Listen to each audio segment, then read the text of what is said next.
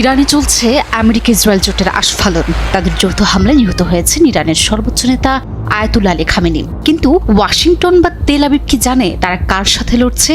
একটি আদর্শকে কি বুলেট দিয়ে স্তব্ধ করা সম্ভব? তাদের হামলায় এক খামেনি চলে গেলেও ঘরে ঘরে রয়েছে অন্য খামেনিরা। পশ্চিমারা স্বপ্ন দেখছে খামেনিকে বিদায় করে ইরানের শাসন ব্যবস্থা পরিবর্তন করে ইরানের তেজস্বী রূপ ঝলসে দেবে। কিন্তু তারা হয়তো ভুলে গেছে আয়াতুল্লাহ আলী খামেনি একটি আদর্শের নাম। আজ খামেনি নেই, কিন্তু তেহরান থেকে বৈরুত প্রতিটি ঘরে ঘরে রয়েছে খামেনির আদর্শ।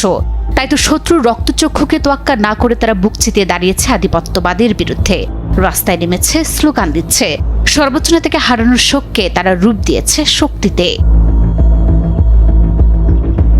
আয়াতুল্লাহ আলী খামেনি ছিলেন সেই নেতা যিনি ইরানের সামরিক ও আধা সামরিক ব্যবস্থাকে শক্তিশালী রূপে গড়ে তুলেছেন। এই ব্যবস্থা শুধু শত্রুর বিরুদ্ধে ইরানের প্রতিরক্ষা নিশ্চিত করে ক্ষান্ত হননি, বরং দেশের সীমার বাইরে গিয়েও নিজেদের প্রভাব বিস্তার করে।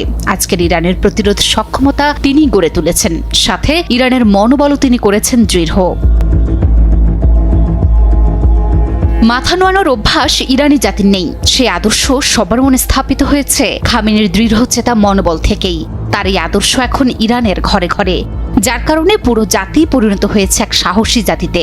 মধ্যপ্রাচ্যের সিংহপুরুষ ইরানে প্রতিটি ঘরে রয়েছে হাজারো খামেনির শক্তি, যারা দখলদারিত্বের শিকল ভাঙতে বদ্ধপরিকর। সাম্রাজ্যবাদীরা ভেবেছিল এক একজনকে টার্গেট করে তারা জয়ী হবে, কিন্তু ইসরায়েলের গোয়েন্দা সংস্থাগুলো যখন হিসাব কষছে সামরিক শক্তির, তখন তারা পরিমাপ করতে ব্যর্থ হয়েছে সেই ইমানি শক্তিকে, যা মৃত্যুকেও ভয় পায় না। শত্রুরা মনে করেছে খামেনিকে হত্যা করে তারা ইরানকে দুর্বল করবে, কিন্তু তারা জানে না ইরানের আদর্শ কোনো অফিসের চার দেয়ালে সীমাবদ্ধ না। আধুনিক ড্রোন দিয়ে হয়তো শহর ধ্বংস করা যায়, কিন্তু একটি জাতির চেতনাকে নয়। এটি প্রতিটি মুসলিমের হৃদয়ে গ্রথিত। আর তাই আমেরিকা বা ইসরায়েলের স্বপ্ন কখনোই এই পবিত্র মাটিতে পূরণ হবে না।